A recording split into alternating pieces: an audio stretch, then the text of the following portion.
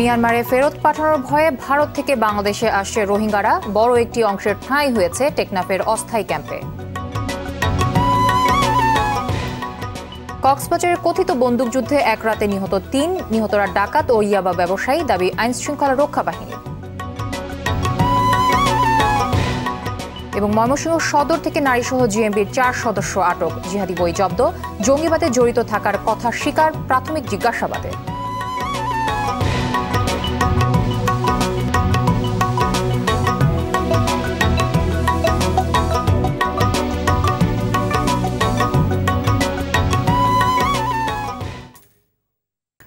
আসসালামু আলাইকুম, স্বাগত আরটিভি জেলা সংবাদে। শুনছিলেন সংবাদ শিরোনাম, পুরোটা সংবাদ জুড়ে থাকছে আপনাদের সঙ্গে আমি তানজিয়া জুথি।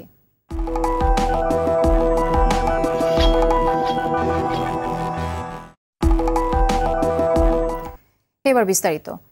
মিয়ানমারে ফেরত পাঠানোর ভয়ে ভারত থেকে বাংলাদেশে পালিয়ে আসছে রোহিঙ্গারা। সবশেষ এর সংখ্যা দাঁড়িয়েছে প্রায় ১৫০০-এ। শুরুতে জাতিসংঘ শরণার্থী বিষয়ক হাই কমিশনের তত্ত্বাবধানে কক্সবাজার উখিয়া ট্রানজিট পয়েন্টের আশ্রয় শিবিরে রাখা হলেও এদের একটি অংশ টেকনাফ চাকমারকুলে অস্থায়ী রোহিঙ্গা ক্যাম্পে স্থানান্তর করেছে প্রশাসন। টেকনাফ প্রতিনিধির পাঠানো তথ্যচিত্রে বিস্তারিত জানাচ্ছেন মাসুদ মুস্তাহিদ। এবার ভারত থেকে আতঙ্কে বাংলাদেশে আসতে শুরু করেছে দেশটিতে আশ্রয় নেয়া রোহিঙ্গারা। গত ২ মাসে পালিয়ে এসেছে ৩০০ রোহিঙ্গা পরিবারের প্রায় ১৩০০ জন সদস্য। ৮ বছর ভারতে ছিলাম, সেখানে খাওয়া দাওয়ায় দারুণ কষ্ট। এনভিসি কার্ডের জন্য আঙ্গুলের ছাপ না দিলে দেশ থেকে বের হয়ে যেতে বলে পুলিশ, তাই চলে এসেছি এখানে। বাংলাদেশে আশ্রয় নেয়া রোহিঙ্গা নেতারা জানান, পূর্বের তুলনায় বর্তমানে ভারতে রোহিঙ্গাদের মধ্যে নানা আতঙ্ক কাজ করছে।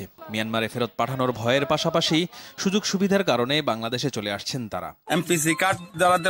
মিয়ানমারে ফিরে যেতে এনভিসি কার্ড নিতে অস্বীকৃতি জানিয়ে তারা এখানে চলে এসেছে। ইন্ডিয়াতে খাওয়া দাওয়াতে বেশি কষ্ট, এখানে আত্মীয় স্বজন আছে, সুযোগ সুবিধাও বেশি, তাই তারা এখানে চলে এসেছে। ভারত থেকে আসা রোহিঙ্গারা কক্সবাজারের উখিয়ার অন্তর্বর্তীকালীন ট্রানজিট পয়েন্টের আশ্রয় শিবিরে জাতিসংঘ শরণার্থী বিষয়ক হাইকমিশনের তত্ত্বাবধানে তাদের রাখা হয়।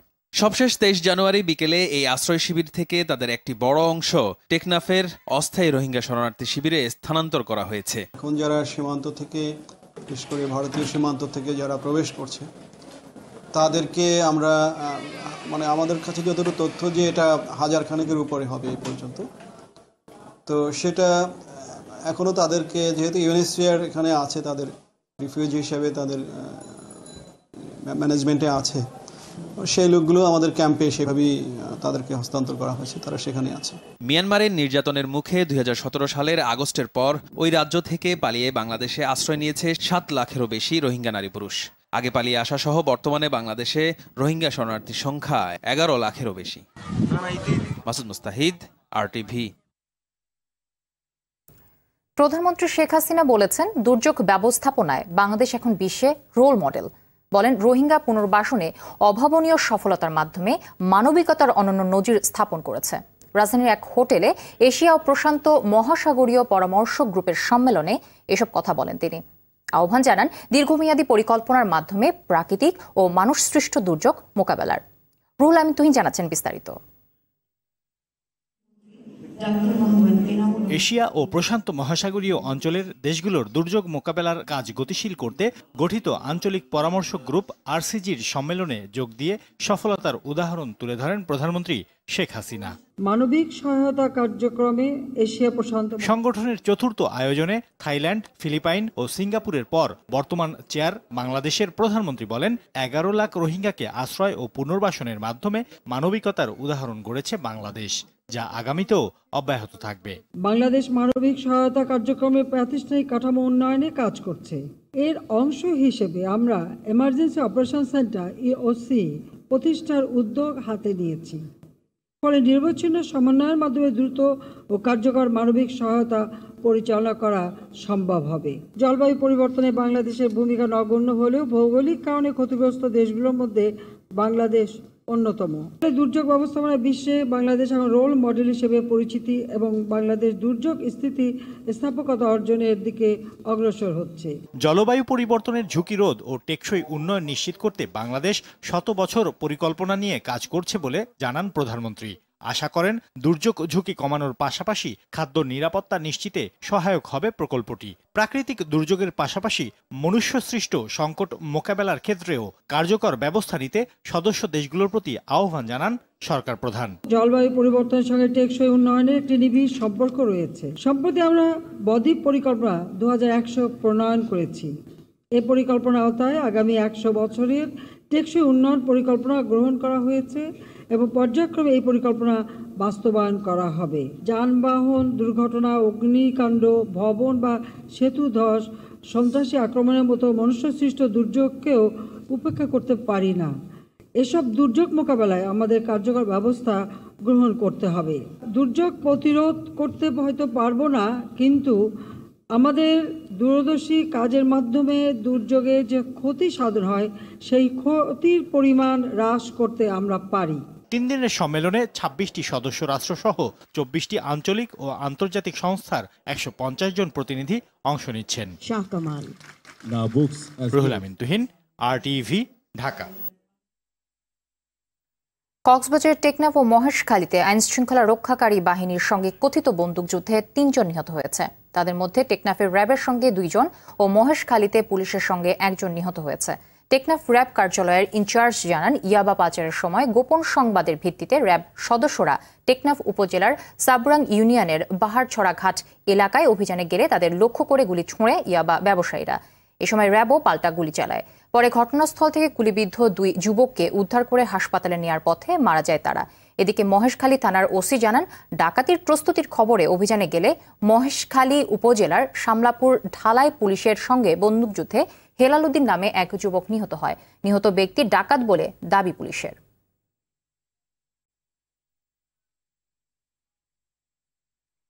এদিকে রাজশাহীর গোদাগাড়ি সীমান্তে বিএসএফ এর গুলিতে বাংলাদেশি রাখাল নিহত হয়েছে। ভোরে এই ঘটনা ঘটে। নিহত রাখাল চর আশারিয়া দহ ইউনিয়নের ঢাবের মাঠ গ্রামের গোলাম মুস্তফার ছেলে। রাতে গরু আনতে গিয়ে বিএসএফ এর 3-5 ব্যাটালিয়নের গুলি করলে এই ঘটনা ঘটে বলে জানায় স্থানীয়রা। এদিকে হবিগঞ্জে স্ত্রীকে পিটিয়ে হত্যার অভিযোগ উঠেছে স্বামীসহ শ্বশুর বাড়ির লোকজনের বিরুদ্ধে।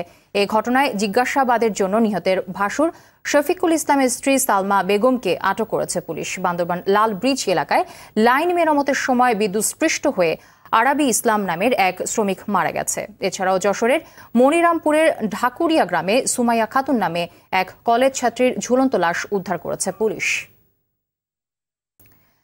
ময়মনসিংহের সদর থেকে 1 নারীসহ জিএমবির 4 সদস্যকে আটক করেছে র্যাব। এ সময় তাদের কাছ থেকে জিহাদি বই জব্দ করা হয়। সকালে সংবাদ সম্মেলনে র্যাব জানায়, গোপন সংবাদের ভিত্তিতে সদরের বিদ্যাগঞ্জ রেল স্টেশনে অভিযান চালিয়ে এই 4 জনকে আটক করা হয়। আটককৃতরা জিএমবির সক্রিয় সদস্য বলে প্রাথমিক জিজ্ঞাসাবাদে স্বীকার করেছে। জিহাদি কার্যক্রম পরিচালনার জন্য বিদেশ গিয়ে তাদের প্রশিক্ষণ নেওয়ার পরিকল্পনা ছিল বলেও জানায় র্যাব।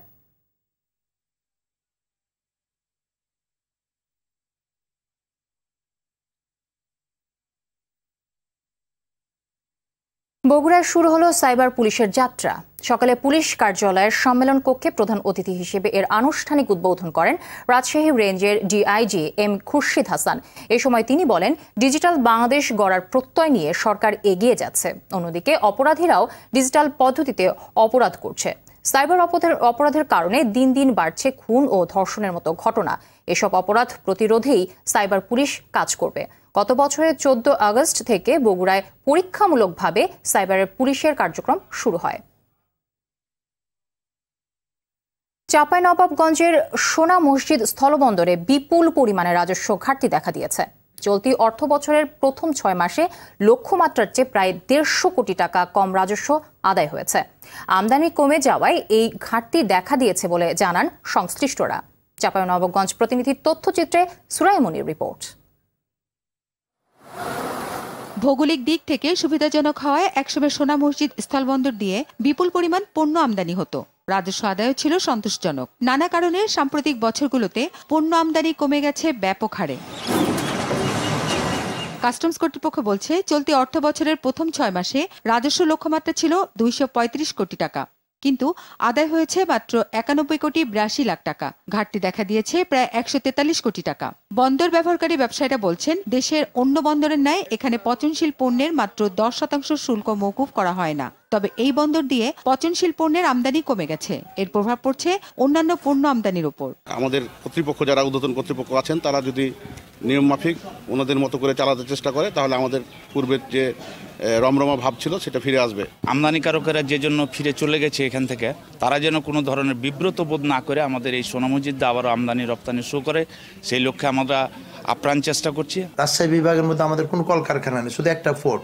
এই পোর্টটা যদি আমরা শেষ হয়ে যায় তাহলে আমাদের এলাকার লক্ষ লক্ষ লোক বেকার হয়ে পড়বে। তবে রাজস্ব ঘাটতির বিষয়ে কাস্টমস কর্মকর্তাদের বক্তব্য কিছুটা ভিন্ন। তারা বলছেন বেশি রাজস্ব পাওয়া যায় এমন পণ্যের আমদানি কমে যাওয়াই ঘাটতির মূল কারণ। কম শুল্ক আরোপযোগ্য পণ্যগুলো আমদানি করা হয়, সেই কারণে এই কম আদায় বা ঘাটতিটা।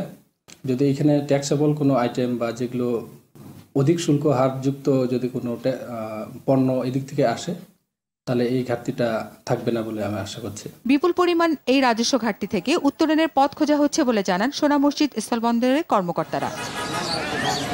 সুরাইয়া মুন্নি, RTV। উত্তরাঞ্চলের কিছু জেলায় শীতের তীব্রতা আবারও বেড়েছে। গাইবান্ধায় আজ ভোরে তাপমাত্রা 10 ডিগ্রি সেলসিয়াসে নেমে আসে। রাত থেকে বৃষ্টির মতো ঘন কুয়াশা, মেঘলা আকাশ ও হাড় কাঁপানো শীতের কারণে বোরো ধান চাষে কৃষকরা বিপাকে পড়েছেন। যারাও কাজ করছেন তাদের বেশি পারিশ্রমিক দিতে বাধ্য হচ্ছেন কৃষকরা। চারার বয়স বেশি হওয়ায় যে কোনো উপায়ে জমিতে কৃষি শ্রমিক নিয়োগ করতে বাধ্য হচ্ছেন কৃষকরা। ঠান্ডার কারণে কৃষি শ্রমিকরা নানা ঠান্ডাজনিত রোগে আক্রান্ত হচ্ছেন। এদিকে কুড়িগ্রামে অব্যাহত রয়েছে কনকনে শীত। ব্রাহ্মণবাড়িয়ার আখাউড়া দক্ষিণ ইউনিয়নের মধ্যপাড়া প্রাথমিক বিদ্যালয় মাঠে অসহায় দরিদ্র শীতার্থদের মধ্যে শীত বস্ত্র বিতরণ করা হয়েছে। পূর্বাঞ্চল প্রবাসী কল্যাণ সংগঠনের উদ্যোগে অনুষ্ঠানে সভাপতিত্ব করেন সংগঠনের সাধারণ সম্পাদক রুহুল আমিন। অনুষ্ঠানের সাংবাদিকতায় অবদান রাখায় আখাউড়া টেলিভিশন জার্নালিস্ট অ্যাসোসিয়েশনের সাধারণ সম্পাদক ও বেসরকারি টেলিভিশন চ্যানেল বাংলা টিভির আখাউড়া প্রতিনিধি মোহাম্মদ সাইফুল ইসলাম ও দৈনিক যুগান্তরের আখাউড়া প্রতিনিধি মহিউদ্দিন মিশুকে সম্মাননা দেয়া হয়। পরে 105টি দরিদ্র পরিবারকে কম্বল ও মশারি দেয়া হয়।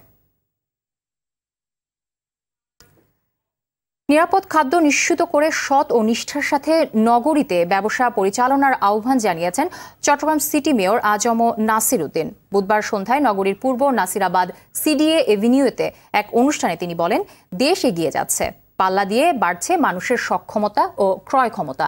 চট্টগ্রাম চেম্বার অব কমার্সের প্রেসিডেন্ট মাহবুবুল আলম সহ সংশ্লিষ্টরা এ সময় উপস্থিত ছিলেন।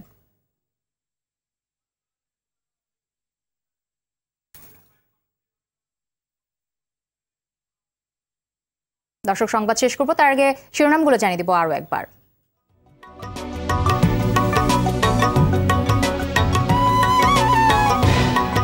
মিয়ানমারে ফেরত পাঠানোর ভয়ে ভারত থেকে বাংলাদেশে আসছে রোহিঙ্গারা। বড় একটি অংশের ঠাঁই হয়েছে টেকনাফের অস্থায়ী ক্যাম্পে।